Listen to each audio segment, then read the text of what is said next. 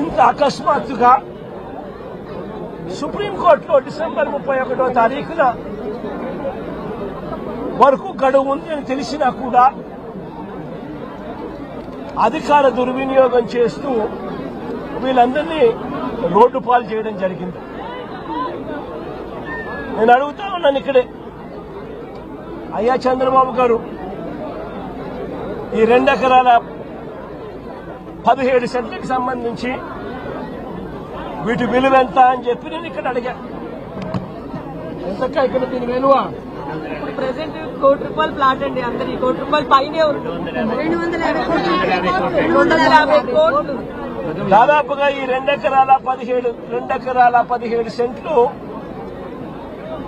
వీళ్ళు ఇల్లు కట్టుకుని ఏదైతే ఉంటా ఉన్నారో కరెంటు మార్కెట్ విలువ దాదాపుగా 150 కోట్ల పై చిలుకోట.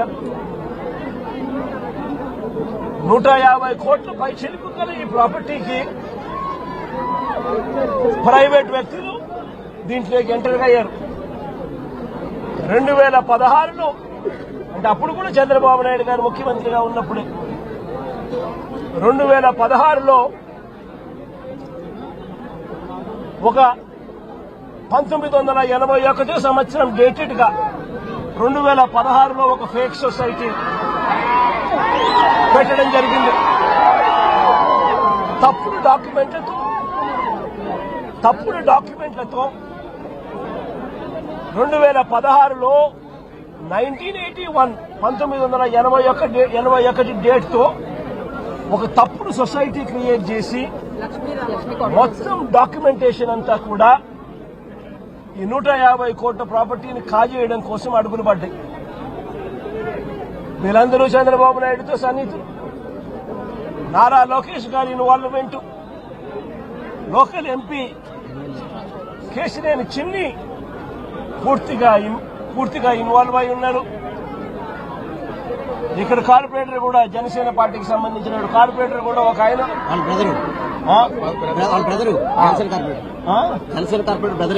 జనసేన కార్పొరేటర్ సంబంధించిన బ్రదర్, వాళ్ళ బ్రదర్ కూడా ఇన్వాల్వ్ అయి ఉన్నారు. ఇంతమంది కలిసి అధికార దుర్వినియోగం అనేది ఎలా ఉంటుందన్న దానికి నిదర్శనం ఇది. ఓవైపున కేసులున్నాయి, సుప్రీంకోర్టులో కేసు జరుగుతూ ఉంది. డిసెంబర్ 31వ తారీఖు వరకు వీళ్ళకి వెసులుబాటు ఉంది. మరోవైపున ఆ కేసు అక్కడ కొనసాగుతూ ఉండగానే 200 మంది పైచిలకు పోలీసులు ఇక్కడికి వచ్చి ఏకంగా ఈ పోలీసులు ఈ అన్యాయస్తులకు మద్దతిస్తూ బుల్డోజర్లు పెట్టి పేదల్ని మధ్యతరగతి వాళ్ళను రోడ్డు పాలు చేసిన ఘటన ఇది. నేను అడుగుతా ఉన్నాను ఇక్కడే,